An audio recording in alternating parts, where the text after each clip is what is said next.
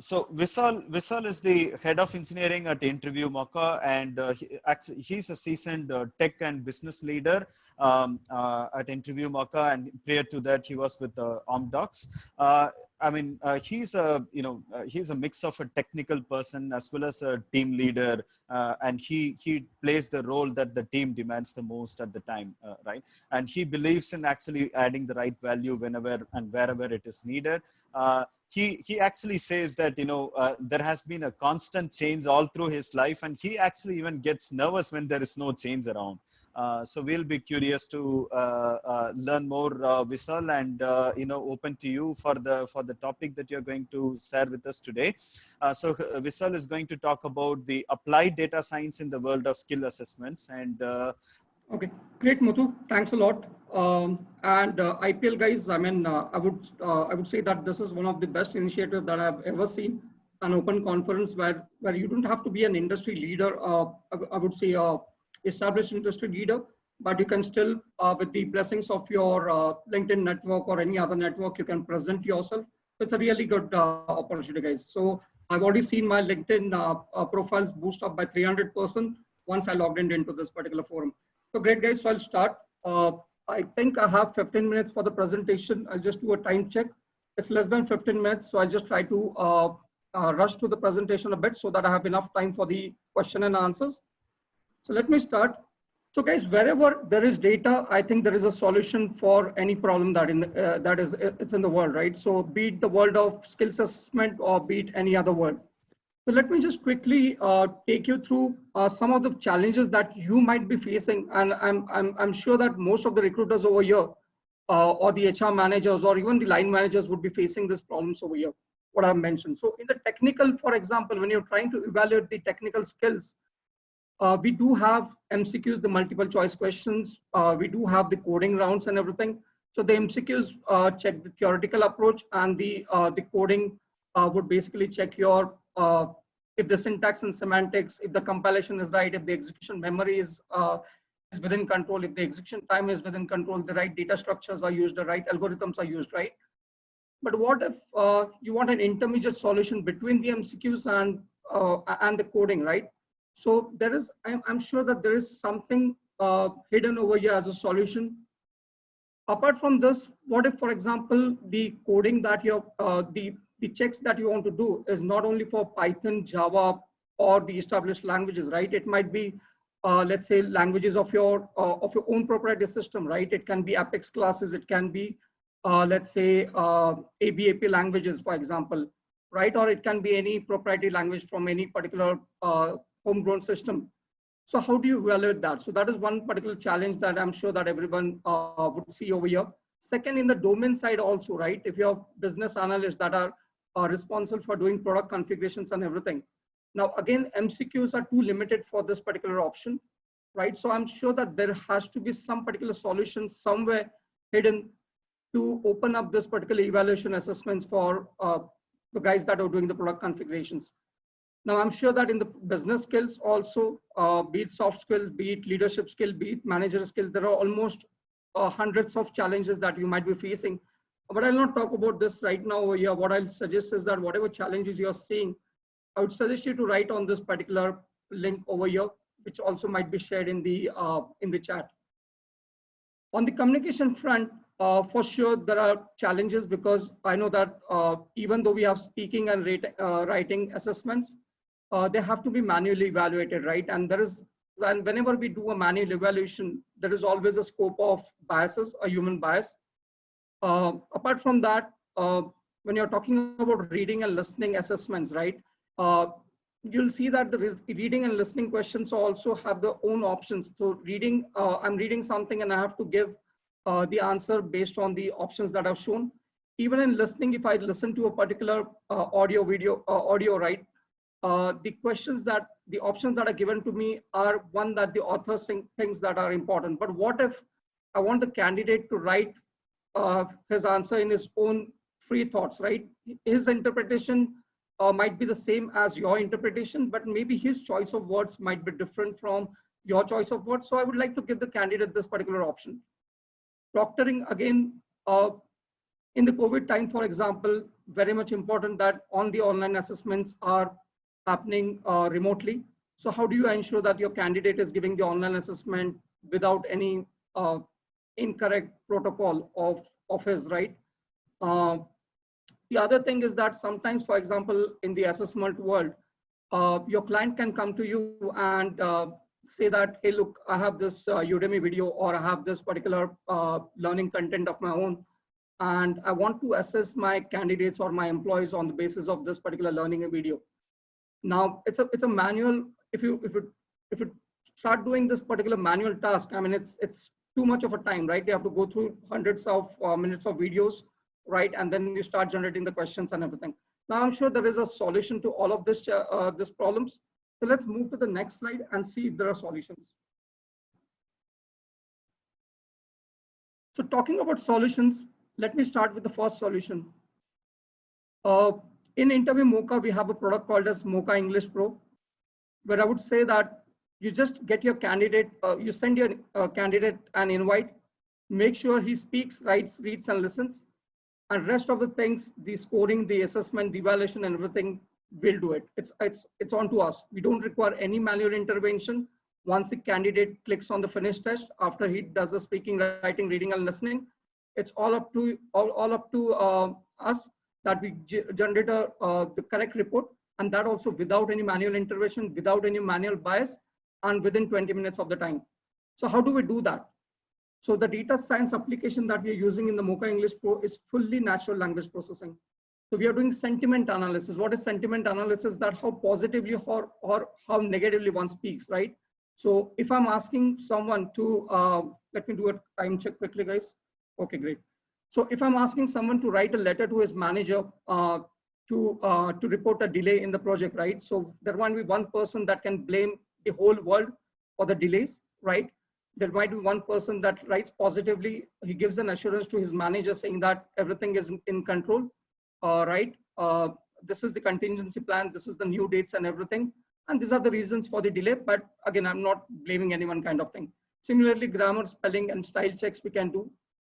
Context check. I can give an assessment. I can write beautifully the right use of words.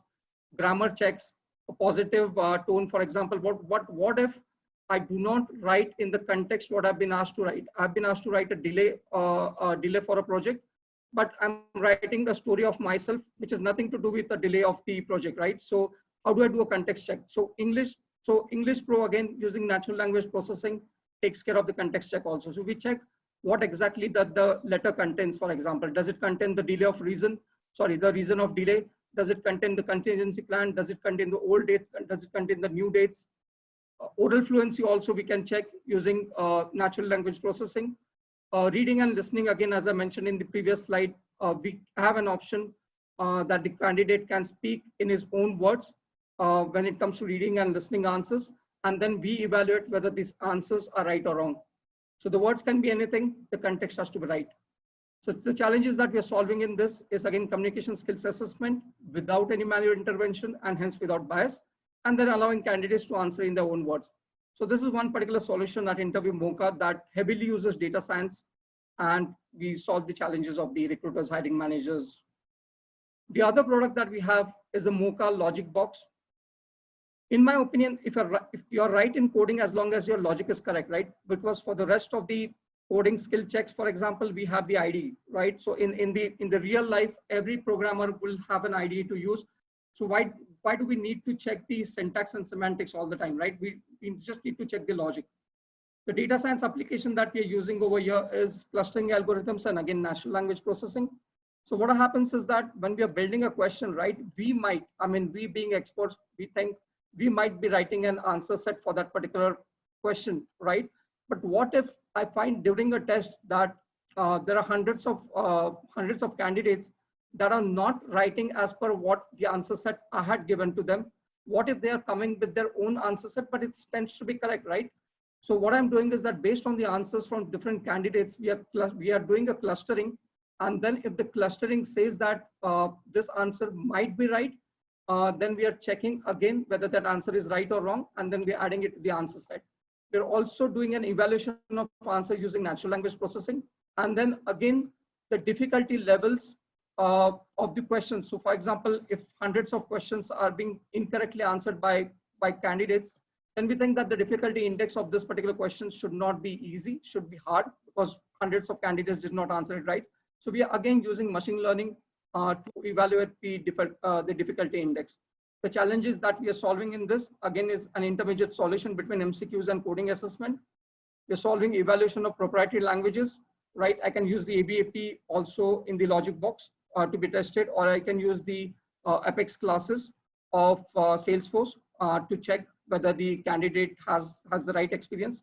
And then I can do an evaluation of business configuration scripting also. The scripting would not be compiled or something, but the scripting will be part of a logic box question and be evaluated using machine learning techniques. So moving to the next slide, guys. The Mocha question builder. Again, what I would suggest is that let the content make itself available for assessment, right? I mean, I have a content. Why should someone look at the content? Why should someone look at thousands of minutes of videos or hundreds of sentences of text and start building questions and answers out of it? Why cannot we use data science to extract important content from the learning videos and text and build questions and test out of it?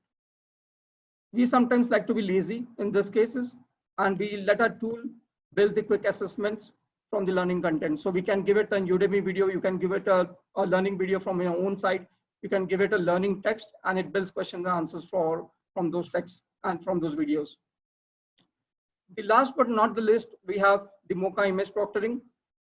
So again, when a candidate takes a test remotely, we need to ensure that whoever is attempting the test before the test and during the test is the same person. Now, these are all my photos, guys. Even if you do not recognize, they're from different eras, I would say, right? And this has been captured by our own image proctoring solution while I was giving a Mocha test. So again, the data science application that we are using over here is use of face detection and face recognition for the proctoring. And the challenges that we are solving over here, again, is recruiters need not monitor the remote assessments. You just send a test invite link and rest, just wait for a report. You don't have to be on the test while the test is being conducted. The other thing, so these are the main solutions that the main data science applications that I spoke about. But apart from this, we have other use cases also. So as I said, right, I mean, wherever we see data, we can have a solution to make intelligence out of that data. So we don't have to have something specifically coming from a customer. Sometimes we see data, we see challenges, we see issues with our own internal team sometimes, and we build a solution and we get the solution. So other use cases that we are doing is evaluating feedbacks for our test. So for example, when a test is completed, I'll just do a quick time check. Okay, we have enough time. So whenever we complete a test, the candidate can give us a feedback for the test. Also, the candidate can give any information about any issues that they found with the assessment questions, right? So we again use NLP to evaluate those feedbacks apart from whatever rating that the person has given. Secondly, we also check using NLP, using natural language processing and other models. We do check grammar issues in our own assessment content, and there are other use cases in progress. So Mutturaj, what I'll do is that I do have some deep dive. I'll just quickly show that deep dive, though this session is not meant to do a technical deep dive, but just for the audience over here so that they feel excited. So this is some of the models that we're using. We are using Spacy, we are using the Vader NLTK, we are using some third-party libraries also in our phase 1. We're passing the speaking through a video indexer. We are also doing a named entity recognition checks and everything. Right, so this is the first phase that we have, and the second phase of a product, again using more heavier data science applications, is going live by this month end, and wherein we are using BERT, the Google model. We are using LSTMs, and we are using cosine similarity with multi-label classifier, binary classifier for evaluations. And what we are doing is that the assessments coming from the phase 1 are being sent across to this particular models so that they train well, and we get a better result. So guys, this is what I wanted to present, and I'm open for questions and answers. Okay, that's an interesting one, Vishal. Thank you. Thanks for that. And a couple of things here. Sure. So, we see that the whole, the resume filtering system, the tracking system has gone into this mode of automation and Right. AI as well already. Automation has been done almost all cases. ATS has been doing the filtering for time since a True. long time now. And AI has also been evolving in the area of resume filtering, making sure the right applications for the right job makes into the system. But then, how do you see this whole industry around the interview itself being conducted in a intelligent platform? What are some of the HR take on it? Have you met any HR business leaders, and where are they seeing this industry going? Great. So that was a lovely question, Muthu. Um, so what we do basically is that in the COVID situation specifically, right? I mean, we have been doing this. Our product consultants talks to almost 5 L&D leaders or 5 hiring managers or line managers on a particular day, right? But during COVID situation, for example, we have increased the reaches also to the hiring managers, to the L&D managers, because the situation has changed. The whole hiring concept has changed, right? Uh, More and more remote assessments, more and more collaborative assessments. The person cannot sit in front of you, right? So all these are issues. So we are also trying to work on a code pair solution, for example, which is not, I will not say it's a purely data science application, for example, but there are, once the code pair starts, right, with the collaborative coding and everything, and with the video on top of it. And then, of course, there are data science applications on top of it to evaluate the coding questions automatically, right? How was the sentiment of that particular person while he was speaking with the video interviewer, right? So all these things also has a strong application of data science, and we are building those products also. Since it's still not in the beta version yet, I did not want to talk about it, but there is one solution on that. Then I would say that there are end-to-end hirings also that are possible, right? When you submit a resume, for example, the resume gets automatically screened, again using NLP, and then there are other protocols also you can use. Once that resume has been screened, uh, depending on the evaluation of the resume, an automatic test link is basically sent to this particular candidate. The candidate takes a test. The test also is evaluated automatically. For example, right? He's sent an interview link, right? He sends an interview. The interview, I mean, there is no live interview as such. He's being asked questions by a chatbot. He's answering those questions, for example, on a video, right? Again, those video are being analyzed automatically, and then the end result is going to the recruiter or the hiring manager, saying that this was the resume score, this was the assessment score, this was the video interview score, and guys, you can now decide on what to do with this candidate, kind of thing. Now, guys, again, this is the last part which I mentioned about the bot taking an interview and everything. It's all theoretical, but it's possible. I mean, it's very much possible. There are bots and interviews happening in different other worlds, for example. So why not in skills assessment? It can surely be done. I hope I answered your question, Muthu. Yep. It does. Thank you, Vishal. So let's move on to some more community questions here as Sure. well. So one question from Sonal here: is it possible to detect if a person is lying or faking in this assessment test? Okay, so when if your question is related to while he's speaking during the video interview or something, if it's faking or not faking, I'll not say that there's a foolproof way to detect this. There are algorithms that can check the nervousness and everything, but again, even the lie detector test, for example, cannot confirm whether a person is faking or not faking, right? So world of skills assessment is far away from doing this. Right. Right. And even the whole human element is, how do you replace that human element in all of these things, right? So for example, when you are saying that the question itself is asked by the chatbot itself, and the interviewee is actually answering questions back to the chatbot, isn't the human element missing? And what do you do to make sure that, the emotions are captured right? For example, the attitude evaluation of the candidate is also an important decision for making a hiring decision, right? So how do you arrive at those qualitative stuff which may, which So would Muthu, require again, typically the human yeah, interactions? again, what I think is that as a community, we are all confused, right? I mean, sometimes we like the human element, right? And when there is too much of human element, we go for automation. When there is Yes. too much of automation, then we like to have that human touch. So I think that world would be confused as always, right? So what I think in this thing I can suggest is that maybe the first initial before even the candidate gets engaged with your company, right? It can be a human interaction, a quick one, right? The HR calling the candidate, for example. The rest of the whole steps can be through bots, through automatic resume assessment, through automatic assessment, evaluation of assessments, and of course the video interview is getting automatically assessed and everything, and then again a human touch. Now, Yeah. purely everything human would not be possible given the volume, right? But at the same time, everything automated again will lose the human touch.